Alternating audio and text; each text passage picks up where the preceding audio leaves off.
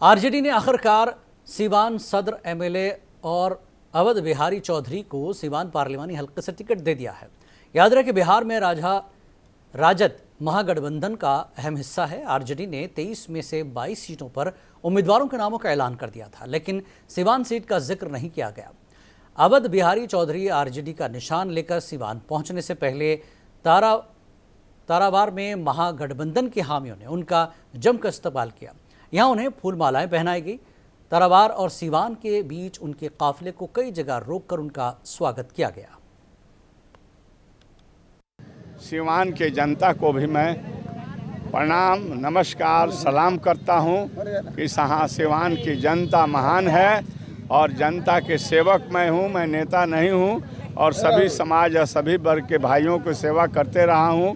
आज हमें जो सिंबल मिला है सीवान से लड़ने के लिए, तो इसको मैं काफ़ी गंभीरता से लेता हूं और मैं वादा करता हूं कि सीवान के मान सम्मान, प्रतिष्ठा और इसके इज्जत और इसके सर्वांगीण विकास के लिए सारे अगले पिछले के भेदभाव को बिल्कुल ख़त्म करने का काम करूंगा और सब लोगों को लेकर रहेगा। मैंने तो कहा था आप लोगों से कि हम जब निर्णय हमको होगा, पार्टी ने कहा था कि आप जा कर के महागठबंधन के लिए तैयारी कीजिए, इंडिया गठबंधन के लिए।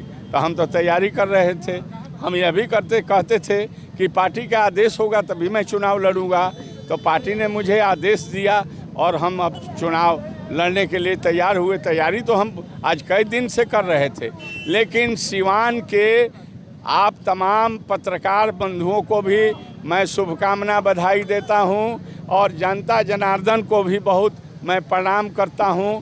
और मुझे पूर्ण भरोसा है कि अगर मैं सेवा किया हूं और जो मैदान में लोग आए हुए हैं, हमसे लोग देख लें कि हम में क्या गुण है, अन्य में क्या गुण है, शांति, सद्भावना, भाईचारा और सीवान के विकास करने के क्षमता अगर हम में है, अगर मैं शांति प्रिय आदमी हूँ, सद्भावना के साथ काम किया हूँ, दुख सुख में रहा हूँ, तो हम चाहेंगे कि आप हमें मदद करें, हमें आशीर्वाद दें। हम सीवान के विकास के लिए और सीवान की आवाज़ बनकर के पार्लियामेंट में मैं आवाज़ उठाने का काम करूं।